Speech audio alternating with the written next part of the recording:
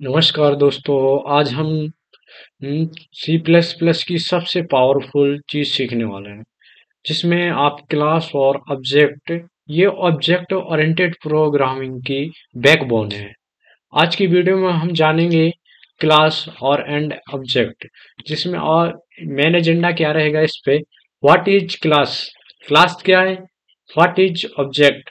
Object क्या है? How do variable and function exist inside a class? Class के अंदर वेरिएबल और फंक्शन कैसे काम करते हैं? How is memory located? ये मेमोरी कैसे लोकेट होती है? और practical program and real life example.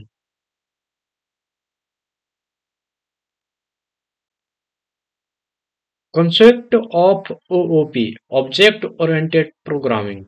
The philosophy of Object Oriented Programming is simple, bringing the real world into code. Object oriented programming की मेन फिलोसफी सिंपल है कि real world को code में लाना। In the real world everything in object like, real world में हर एक चीज ऑब्जेक्ट है। Bike, mobile, student, book, pen, हर चीज, every object has two things inside it. हर चीज के अंदर दो प्रॉपर्टी होती हैं, जैसे data, what it is, data कैसा है। बिहेवियर, व्हाट बिहेवियर, क्या कर रहा है। तो इसी रियल वर्ल्ड को कंसेप्ट को लाने में सी प्लस प्लस में लाने के लिए क्लास और ऑब्जेक्ट बनाए जाते हैं। What is class? A class is a user-defined data type. It is only a design, a template, a blueprint. Class एक यूजर डिफाइंड डेटा टाइप है, जिसे यूजर खुद डिफाइन करता है। लेकिन जैसे सी प्लस प्लस में एक डेटा टाइप होते हैं जो पहले से प्री डिफाइंड डेटा टाइप होते हैं। ये इस डेटा टाइप में यूजर यूजर खुद अपना डेटा टाइप डिफाइन करता है। It is only design, A template, A blueprint. ये केवल एक डिजाइन, ये टेम्पलेट या ब्लूप्रिंट है। दिस इज ब्लूप्रिंट डिफाइन, इस ब्लूप्रिंट में यह बताया जाता है which property variables and object will have, object के अंदर कौन सी प्रॉपर्टी होगी। विच action behaviour function the, object कौन कौन से एक्शन या बिहेवियर्स द परफॉर्म करेगा। A class does not occupy memory until an object is created from it. Class memory में तब तक स्पेस नहीं लेता जब तक उसमें कोई ऑब्जेक्ट नहीं ले।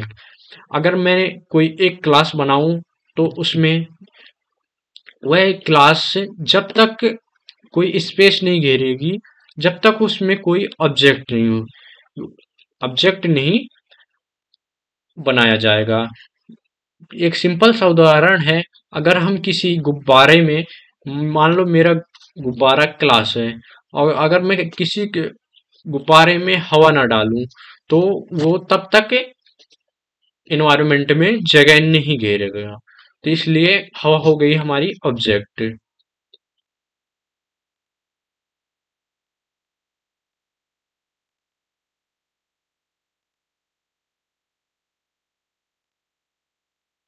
सी प्लस प्लस में क्लास और ऑब्जेक्ट को समझने के लिए एक छोटा सा एग्जाम्पल देखते हैं।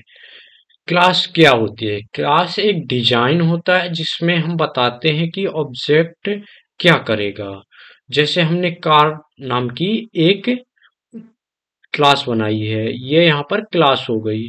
तो जैसे हमने कार नाम की एक क्लास बनाई है, इस क्लास के अंदर हम एक छोटा सा फंक्शन स्टार्ट लेंगे, जो ये है, जिसमें उसमें आपके नॉर्मल प्रोग्राम में एक फंक्शन होता है इंट मेन। इसमें हम वॉइड स्टार्ट नाम का एक सेम चीज फंक्शन बना लेते हैं।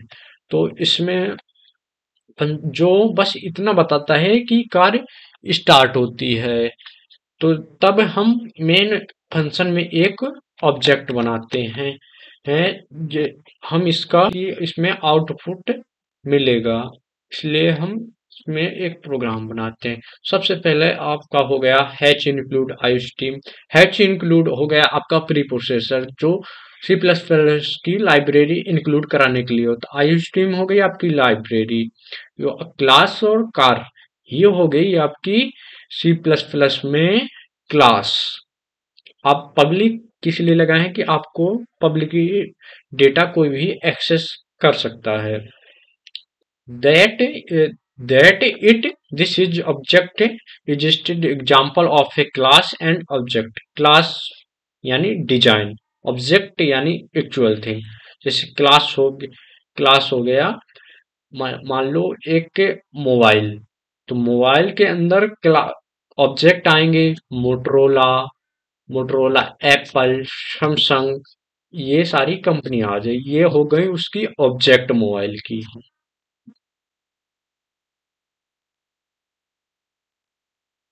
जब क्लास लिखते हैं तो कोई मेमोरी एलोकेट नहीं होती, लेकिन ऑब्जेक्ट बनाते हैं तो मेमोरी एलोकेट होती है।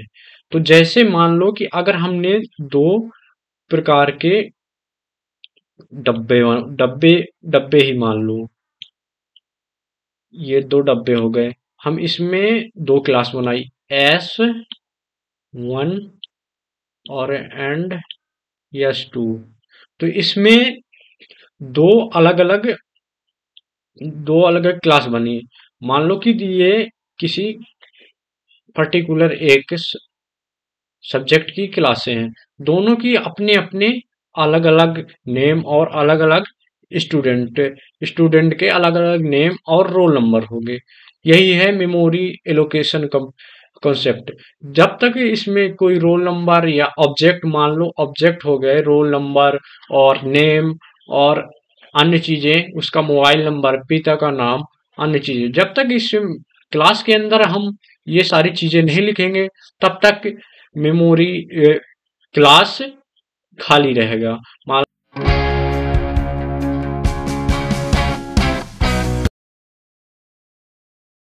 चलिए अब हम क्लास और ऑब्जेक्ट को प्रैक्टिकल के माध्यम से पढ़ते हैं। तो सबसे पहले अपनी हेडर फाइल लिखेंगे, फिर हम डबल स्लैश में इसे हम बोलते हैं कमेंट। इसे हम ये कोड में एग्जीक्यूट नहीं होता, ये हम अपने पर्पस के लिए लिखे रहते हैं कि हमें समझ आ जाए कोड। तो सबसे पहले हम क्रिएटेंगे एक क्लास। सबसे पहले हम एक क्लास बनाते हैं। तो किस नाम की क्लास? हम एक स्टूडेंट की नाम की क्लास बनाएंगे। फिर हम पब्लिक स्ट्रिंग नेम, इंट में हम रोल नंबर, फ्लोट में मार्क्स होते हैं जो पॉइंट में होते हैं, तो इसलिए हम उसे फ्लोट में ले रहे हैं। जो रोल नंबर होता है वो इंटीजर में रहे। फिर हम उसी का एक फंक्शन बनाएंगे। तो वॉइड इनपुट नाम से एक हम फंक्शन बनाते हैं। तो क्लास में ऐसा होता है कि हम फंक्शन खुद से डिफाइन कर सकते हैं, लेकिन जब जो नॉर्मल प्रोग्राम होता है वो उसमें प्री डिफाइंड फंक्शन होता है। तो वॉइड इनपुट, तो हम सबसे पहले स्टूडेंट की क्लास में एक ऑब्जेक्ट बनाने के लिए हम सबसे पहले उस फंक्शन में सी आउट प्रिंट कराएंगे कि इंटर नेम। तो फिर हम यूजर से उसका नेम लेंगे, फिर हम रोल नंबर सेम चीज मार्क्स कराएंगे। और फंक्शन वॉइड डिस्प्ले, अब इसको हमें प्रिंट कैसे कराना है? तो ये जो ऊपर वाली चीजें हो गई, ये वॉइड डिस्प्ले करके ये C out number of student details, C out name, ये हमारा स्ट्रिंग हो गई, ये हमारी स्ट्रिंग हो गई। और फिर हमने क्या प्रिंट कराया? नेम, जो हमने पहले फर्स्ट फंक्शन में बनाया था। यहाँ पर इसे जो हम यूजर से वैल्यू लिए तो हम उसे कहाँ पर प्रिंट करा रहे हैं? यहाँ पर। तो उसे प्रिंट कराने के बाद उस लाइन को हम एंड कर देंगे। हम लाइन को एंड करने के लिए ENDL का भी प्रयोग कर सकते हैं और \n का भी प्रयोग कर सकते हैं। तो फिर हम क्या सी आउट, फिर रोल नंबर प्रिंट कराएंगे जो हम यूजर से यहाँ पर लिए थे, सेम चीज। फिर लाइन एंड कर देंगे, फिर सी आउट, फिर मार्क्स, सेम चीज करा देंगे।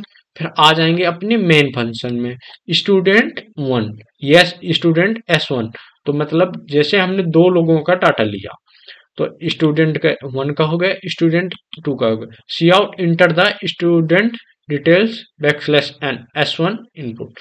सी out enter the details of second student चलेंगे। C out. अब जो हमें उसमें प्रिंट कराएंगे S1 और S2 का, फिर हम रिटर्न 0 लगा के अपना कोड क्लोज कर देंगे। देखिए, चलिए हम इसे रन करते हैं तो क्या आता है। तो सबसे पहले मैं इसे हटा देना चाहता हूँ, स्क्रीन में दिक्कत देता है।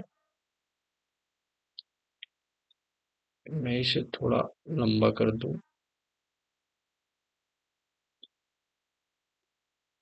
इंटर द नेम, जैसे मेरा नाम उदय भान है, तो ये